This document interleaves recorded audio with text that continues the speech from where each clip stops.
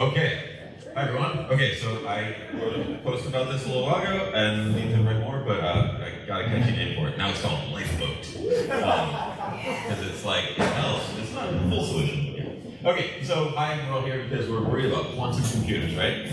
I'm actually more worried about people being worried about quantum computers. I think there can be some messy things that happen. But anyway, with Lifeboat, I think people can worry less. So this is not, everything is shoulders of giants, and people have come up with a lot of these ideas before. A lot of it is Fawkescoin, which is a paper from Joe Bonneau and David Miller, like a million years ago, or 10. And then Tim Ruffing posted something quite similar, but I don't know if it was doable as a soft fork, and it was, it was more theoretical. And so that was another idea that, like, how do we actually make this into a soft fork? So that's, citations. Right, so the basic idea is, and a lot of this I'll skim through quickly because we already talked about short range, long range attacks. Most Bitcoins were secured by a pub key hash. Quantum computer can break the pub key, but it can't break the hash, unless we're talking about like Grover's pre-image. We're not talking about that yet. So with this, it's nice because you can say, well, your funds are safe. If you have Bitcoins and you haven't reused addresses, your coins can probably be totally safe against a quantum computer, and you can spend them without the post-quantum signature scheme. There's a Q there.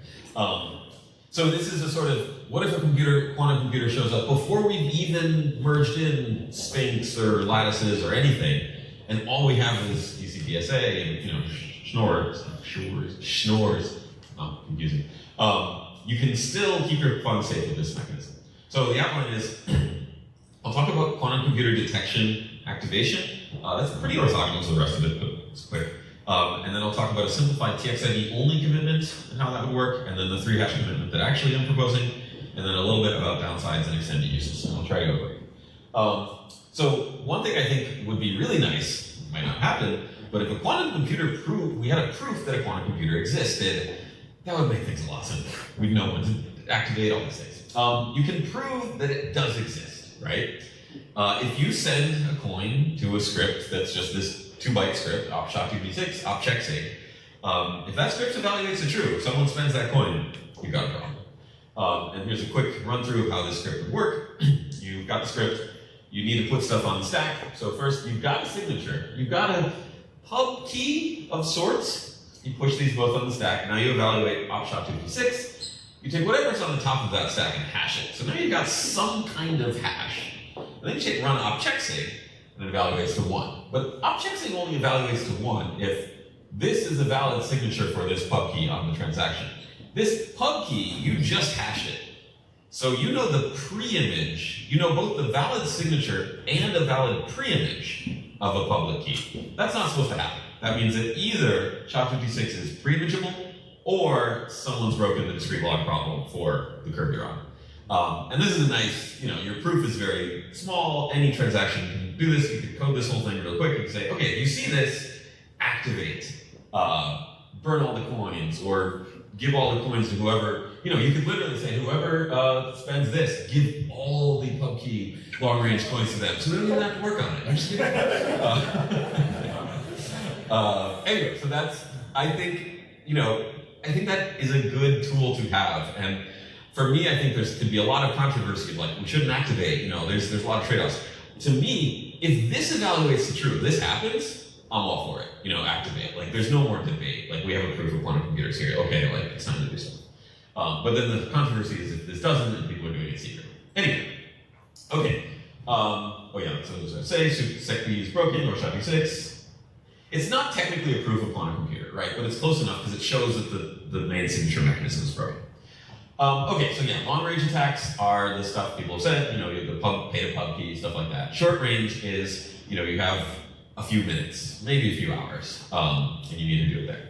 So, Lifeboat only really protects against short-range attacks. Long-range is much harder. There are some things like, oh, what if you have a proof of key derivation for this key? But I don't think it helps because, like, in the morning, they were saying, yeah, like 2 million of the coins are pay to pub key. There was no BIP 39, there was no BIP 32. It was just make a random number, multiply by T, and store it, uncompressed on chain. So that's the hard But this protects against short range. Okay, so we assume but we're gonna steal man it and say, hey, assume the attacker has a really good quantum computer that's like instant.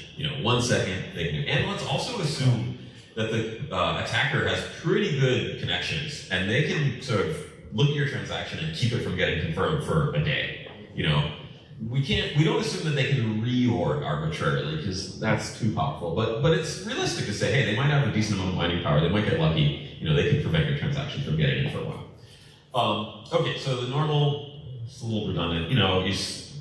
You're spending here. You have your new PK script, your witness, and then the attacker's like, oh, cool, I found your key from this, and I make my own, and I just do it. So the attacker sees the honest transaction, computes a private key, changes the output to its own, makes a new valid witness with a private key, broadcasts, and then they put a higher fee or something. Their transaction wins. Okay, so this is a quick description that's a little not strong enough, but the easy description of this is require any elliptic curve signature transaction. So any transaction where the witness field, script field, what was before SegWit, it's called, I don't know.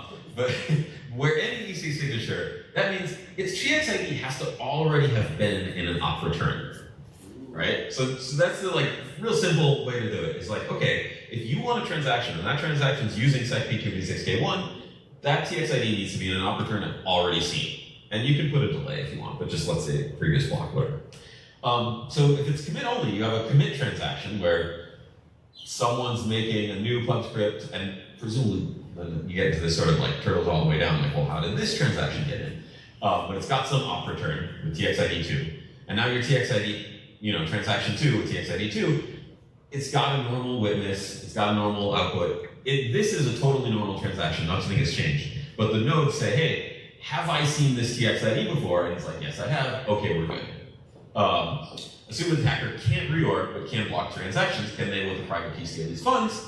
Probably not, right? So you've made a commitment to TXID2. You wait a few hours. It's been confirmed. You now broadcast TXID2. They can immediately see your key, try to change the witness to send it to their own address, but their transaction ID is not going to meet up, right? So the only thing they can do would be regular malleability, which we fixed with SegWit, but that's fine. You don't really care. So the idea is, okay, they're prevented from quickly publishing this, and only your transaction can go in.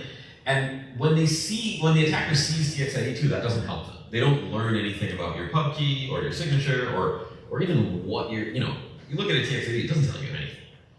Even if they know, no, it's out point 1 that I'm looking at, because they don't know PK script 2, they don't know witness 1. Well, in practice, you'd probably use witness TXIDs, but anyway, we're not doing any of this because there are some attacks. So the short range attack prevented, well, except here's the problem. The commitment, they can make a new commitment immediately upon seeing your normal tree. So let's say this happens first, and then you wait, you broadcast this. Immediately, the attacker says, okay, well, I'm going to make a commitment to TXID3. And that can confirm before TXID2 does. And I can try to get these both in before this confirms. So you haven't really fixed the problem. You've helped a little in that the miner might like this, but if you assume the attacker's pretty good in terms of being able to keep your transaction out of the block, it doesn't really fix it. So yeah, as soon as the spend TX is revealed, they get the private key, they make a new commitment, try to get that commitment in, and they can win. So you can say, oh, well, let's enforce a long delay. Let's say you have to commit and then wait a day or wait a week. Yeah, you could. That would help. It's slow, and there's better way. Okay, so there's the actual proposal has 3 hashes that you put. I called them address ID. No, I didn't give the address ID, sequence dependent proof, and the committed TXID. So the address ID is the hash of your pub key, which is sort of your remaining secret. This hash cannot be the same hash used for your address, right? Or whatever's showing up in the PK script. So you have to key the hash, which is easy. But yeah, you can't use the exact same hash. So it shouldn't, and if you key a hash, even though you've got the same pub key hashed in 2 different ways, it shouldn't be obvious, right? You just see some arbitrary hash here. The sequence-dependent proof is the hash of that same pub key concatenated with the spending TXID. and then the CTXID is just your spending TXID, as we said before. So you've got these 3 hash terms, and 32 bytes each. Or you could probably, if you want to, do 16 bytes each. I don't know. I'm not, that's up to people later. But you're not really dealing with collisions in these things. So you could, really cut it down to 48 bytes if you wanted to YOLO it. And so the way this works is the AID is not technically needed for security, but it helps with the implementation a lot. If you didn't have this, you would just have a bunch of these STP CTXID, the big blob of them. You'd have to keep track of them all. And every time a new pub key was revealed, you'd have to check all of this. Like a new pub key and TXID are revealed, you have to check, does this match any of these that I've seen before? And that's really bad scalability. Like in theory it work, you see like you've got millions of these you're storing in RAM or whatever, and every time a new transaction you gotta check, do a million hashes. The AID is sort of the label the nodes can use to store these proofs. So you could say like, oh, it's this like little 16-byte truncated hash of your pub key, and you bin these proofs into AID bins in your like level DB or whatever. The sequence-dependent proof is the proof that you knew the pub key first. And you're sort of endorsing this TXID when you do it. And then the TXID seems somewhat redundant because you will see it in the transaction. You will also, it's verified in this proof, but you need it to eliminate, the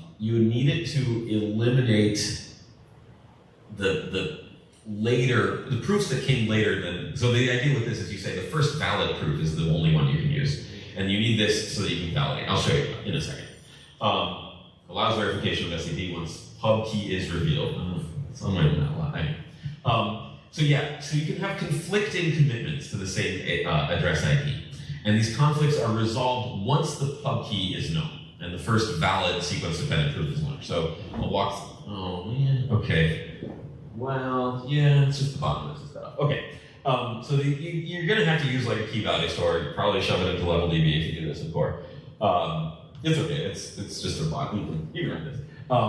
So the keys are stored while the pub key is unknown. So someone makes a commitment with like AID1, but then there's 2 commitments claiming the same address ID with 2 different TXIDs. You have to store both of them. And in this case, okay, there's only 1 for that AID, fine. In this case, there's 2. What happens is, once the pub key is revealed, we can prune all but 1. So like, in this case, we check, once the pub key is known, we check, okay, are these valid? And we need to have this so we can check this is valid. So you learn the pub key, you then take this CTXID, shove it into a hash function with the pub key, and see if it's equal to this, right? And you do that to both. And so like, let's say in this case, actually the STP1 was invalid, right? If you take the TXID and the pub key and put them in a hash function, it does not equal the thing you already saw in the return. So like, this is invalid, you can delete it. This one is valid, and that is the first valid one, so like, that's allowed. And so this TXID is endorsed, and you can confirm it. You do this again here, you can say, okay, well, here we have 3. We learn the pub key. We see that, okay, STP5 is invalid, but 4 and 6 are both valid commitments. That means that 4 wins. We do the first one, see. And first as in like first in a block. If there's 2 in a block, you go first in the transaction. 2 in the transaction, you do first output. Like you've already got consensus on a sequence. Okay, so in this case, STP4 is the winner. So here's 2 examples. Yeah, okay, 7 minutes. Okay, so 2 examples. These are a little hairy, but it sort of shows the sequence of how it prevents these attacks. So in this case, the number is confirmation, not necessarily first broadcast. So in practice, you broadcast your commitment first, right? Where you say, okay, I have a valid STP. And then the attacker says, no, I'm going to front run you and broadcast my commitment before your commitment gets in to try to win. The problem is they don't know your pub key. So there's no way their STP is going to work, right? They've got to know your pub key to hash it with the TXID and put that in the commitment. They can observe yours, but they can't, pull the pub key out of there. So they can front run you. They can go first, have a commitment that the nodes will recognize as prior to yours, but it's invalid. And then when these 2, and then they can immediately broadcast this. It doesn't matter. It's an invalid thing. They can see yours in the mempool first. Broadcast this, it won't work, and so yours are still working. So yeah, if the attacker commits first, they can't make a valid sequence-dependent proof. They don't know the pub key. even if they see yours first. So in the opposite, what they do is they say, okay, they let yours get committed in first. They then see your transaction. They observe your pub key. They then try to make the same attack as before. They make a new commitment. This is a valid commitment because they've seen your pub key. And they get their transaction in before you can get yours in. But like, you wait, so you need to wait until your commitment is confirmed. So the mempool order is 1, 2, 3, 4, but the blockchain order is 1, 2, 3, except it doesn't happen 4, right? So they, as soon as they observe your pub key, make this commitment, try to broadcast this to the mempool or try to get it in the block, but it's invalid, and then yours gets through, right? Because this is a valid but late commitment, right? So if the attacker goes second, they have a valid sequence-dependent proof, but it's confirmed after yours, the first one, so the nodes will only allow a transaction with the first valid one. So, you know, a node seeing this will be able to like delete these, and potentially they delete it and say, oh, I don't see transaction 4, but I know that transaction 4 is the only valid spend for this. And so they just don't confirm anything, and keep it. Okay, so real quick. Okay, that's how sort of this works. I'll talk about some downsides really quick. Theft is possible with an unproved, this is activation related. I don't know, how do you activate? You need this, the ugliest part is out-of-band commitment delivery. How do you get the opportunity? You pay a miner, I guess, or you pay someone else who pays the miner, right? You need to get this opportunity. If there's no other signatures, I guess Coinbase transactions are all you get. You don't need this thing. And so you can sort of treat it, you can give it to your friend, you can give it to a company, and they make a giant transaction with lots of op returns, and then that gets op returned into the Coinbase. It's still ugly. But if a different, if Sphinx is already activated, just buy a couple bucks worth of Sphinx coins and use that for your op return, and you move the rest of your coins. Multisig, multisig becomes basically one event. There's ways around that, but they're kind of ugly. Reorgs are bad. This is not reorg safe, so if the attacker has reorg capability, they're in trouble. There's some node complexity, right? You do need this extra data store, which is kind of ugly. It's really no worse than today. Let's see. Real quick, Tadge, can you expand on out-of-band commitment delivery? Like, why can't I broadcast out the current? Yeah, so I'll go back. The rule upon activation is any EC, where was it? Any EC sig, any transaction with an EC signature needs to have prior op return, right? Prior commitment. If there's no other signature scheme, every transaction has an EC signature, right? Except Coinbase transactions. That's the only transaction you can make which doesn't have a signature. I mean, okay, there's probably anchors. Okay, so yeah, so that's true. I mean, they're valuable. Anyway, but the problem is it's hard to get a transaction because of this new rule. All your outputs are kind of stuck, and you need to get this op return to a miner directly or indirectly, right? You can have someone aggregate and say, hey, I'll take 100 op returns, and then just give that transaction to a miner, and that gets in. So it's a little ugly, but if you already have a quantum safe signature scheme, it's not that bad. Okay. I don't know. Okay. I'm supposed to ask after. Okay, we'll ask. Yeah, I'm almost done. Yeah, so that's one of the big ugly parts, right? I think in context, it's not that bad, because the alternative is really bad. And this is annoying and bad, and that's why I call it Lifeboat. It's not a fancy cruise ship. You're on the lifeboat, right? But you're not rich. And yeah, reorgs are the other real big downside, because if you have an attacker that can do long, you get to decide how long. I guess if you want, as a software, we can enforce, no, it has to be 100 blocks. I think it's, leave it to the users or whatever. Some node complexity, it's doable. It's no worse than the current UTXO set. Key index is another idea. But anyway, but extended use, okay, a minute. So I think you kind of want this even if you kind of want to keep it, right? It's sort of a transition, we call it recovery, but you might want to keep this anyway, because you can move from a pay-to-witness pub key hash to a witness pub key hash with this, even after the quantum computer's around. And you keep doing that forever. And it's way smaller than these post-quantum signatures. So you might even have a scenario in the future where you're okay, I've got my wallet, it's got one Sphinx UTXO and 20 of these little UTXOs. And every time I want to make a transaction, I make one, the op return with my Sphinx output, and then I do the rest with my regular EC output.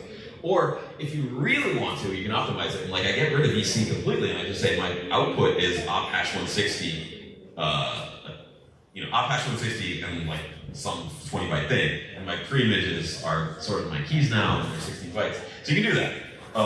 So you might even want this after the transition. And then in terms of freeze versus steal, this is like orthogonal to that, right? You can have this with freeze, you can have this with steal. If you do want to freeze, you kind of need to build a consensus set of known pub keys. You could do that now, and then you could say like we don't allow spends to these anyway. But yeah, okay. My final or two last slides. So build a lifeboat. In the morning, it said 29% of people like the idea of commit reveal, and these are rookie numbers, right? We gotta have this. I really do think that if you're saying no, we're not going to do anything, you're probably not here. But if you're saying we're not going to do anything, sure, don't have this. But if you have a scheme like we want to put in a new signature scheme, or we want to put in a new, freeze coins or something like that, I really think, especially if you want to destroy coins, freeze coins, burn coins, you really got to have this because if you don't have this, what do you do with the like unknown pub key, pay to pub key hash coins? Just burn them all? Like let them, let them be stolen by short range? No, you can't. Actually, let me just ask after all. Earlier, when you showed the latest version of your lifeboat, you said that only the first commitment can be spent. Yes, this one. Start.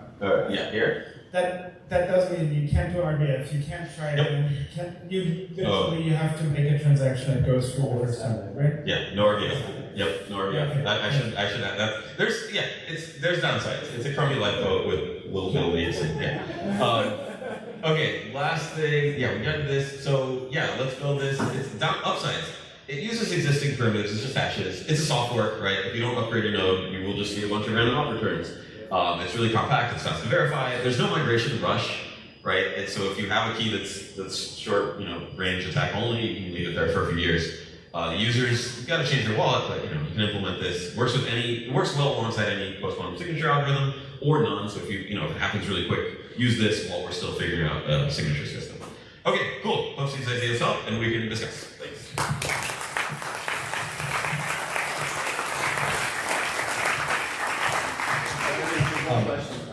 Questions? Okay. Oh, just a quick observation. You should probably always have an anchor on your transaction because if you can't RDF, you can at least demote that way. And it also works really well domenically because you want an anchor in your lifeboat. Yeah, the anchors, you don't need a signature. Yeah, that would work. Yeah. How many bytes in the op return for this?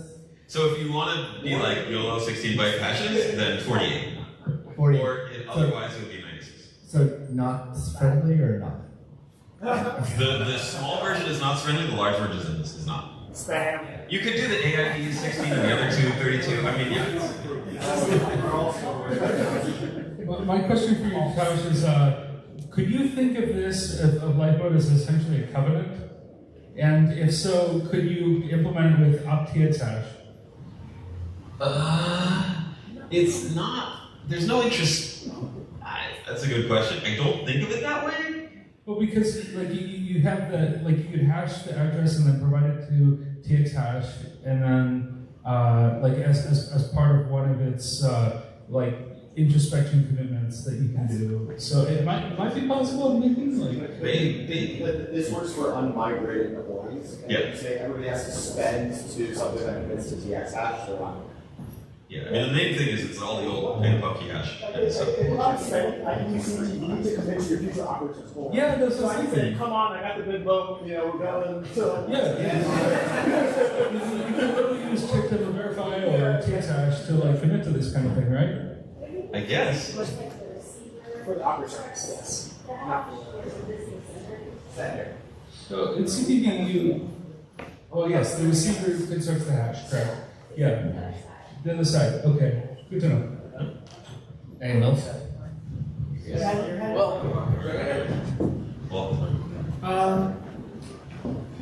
So is a commitment per pub key? So if you have multiple pub keys, Yeah. you have a complex script where you're spending you're making a lot of returns? No, I just said it. I mean, we can decide this, but I just said first scene, first row. You only need one to make it I safe. mean,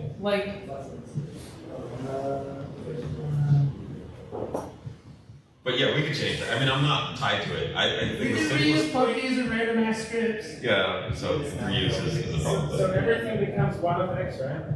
Yeah, multi-sig, existing Every multisig becomes one of them. existing data script hash multi-sig becomes one of them, which I don't see any way around that because they probably already know each other's pub keys. Yeah, you'd have to upgrade that separately. So will these op returns have a time limit, or in that case, I mean, will you core could. have to index them? And if they do, then is this another threat vector or attack vector? I mean, you can already do that. I just make a bunch of But stuff. we're not indexing them currently. Well, you put them in the you're indexing them by outpoint. So They're not in a UTXO set. yeah, you can make little. I mean, it's, Yeah, it's called stamps or all the pay to pub key, raw pub key. It's no worse than pay to raw pub key. It costs the same. So yeah, it's not great, but I don't think it's worse than what we have. Anyone else? One more. Last question, then we're going to jump into breakouts, and then lots of questions there. Great presentation. I was wondering, given that the first transaction, TXID is what gets accepted, are you sacrificing like some crypto agility, right? Like for instance, I decided to pick Sphinx and some vulnerability was found for it and I want to switch to a different post-quantum crypto, then I'm kind of stuck with something that is like... Well, I'm assuming this is like fairly, on the order of hours, days, okay. right? You could, I guess, but I don't think of it as, put your commitment in and then wait a year and then actually send your transaction. It seems weird. So I'm thinking if you, do say, oh, I send it to, Sphinx and it turns out hashes are broken, I don't know, or something, then, move it after that. But I'm assuming that this is like a fairly quick process that takes a few hours. Would time lock make sense so that you have to like refresh it or something like that? The time lock you would potentially introduce is to enforce a minimum time between the commitment and the spending transaction. That's a little, or you just let users do it. I don't know. I'm ambivalent on it. At least one block. Sure, one. Okay, I think we're due discussion. Thanks.